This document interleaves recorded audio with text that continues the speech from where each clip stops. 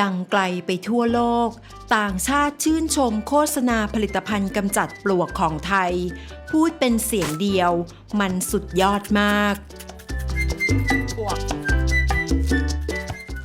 สำหรับแฟนคลับพี่สายเชียร์ก็ไม่ผิดหวังอีกตามเคยเมื่อผลงานโฆษณาตัวใหม่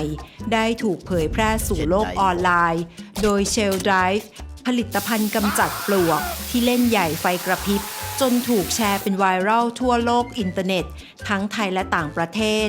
ซึ่งประเทศไทยนั้นมีชื่อเสียงในการสร้างโฆษณาที่สร้างสรรค์และสามารถเรียกน้ำตามามากมายจนกลายเป็นที่โด่งดังไปทั่วโลกเช่นเดียวกับโฆษณาของทาง Shell Drive ได้ปล่อยโฆษณาตัวใหม่ออกมาโปรโมท Shell Drive Foam อาวุธลับที่ใช้กำจัดปลวกให้เรียบทั้งรังแต่ทว่าโฆษณานี้ไม่ได้ดังแค่ในประเทศไทยเท่านั้นเมื่อมีผู้ใช้ทวิสเตอร์รายหนึ่งได้ทวิสต์คลิปโฆษณานี้จนกลายเป็นที่โด่งดังมีผู้รีทวิตไปแล้ว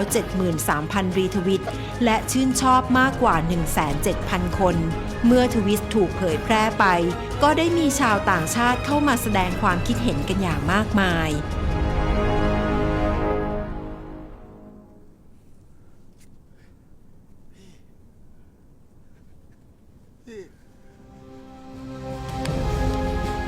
พี่ยังไม่ตาย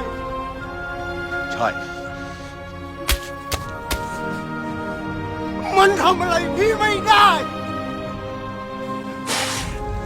ต่อไปนี้ พวกเราจะไม่ตาย ตาย แต่แล้วตาย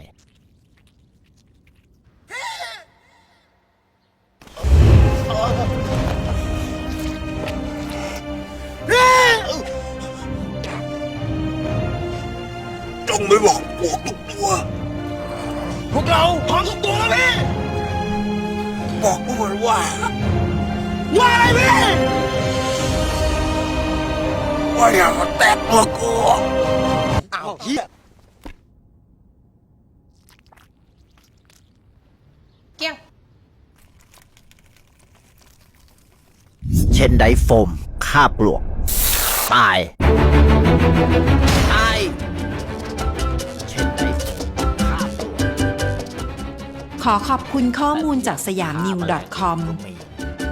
ตายเหมือนกันหมด อย่าลืมกดติดตามพร้อมทั้งกดรูปกระดิ่งเพื่อแจ้งเตือนทุกครั้งที่มีคลิปใหม่ๆจะได้ไม่พลาดคลิปของเรื่องเล่าข่าวค้นนะคะรักทุกคนค่ะ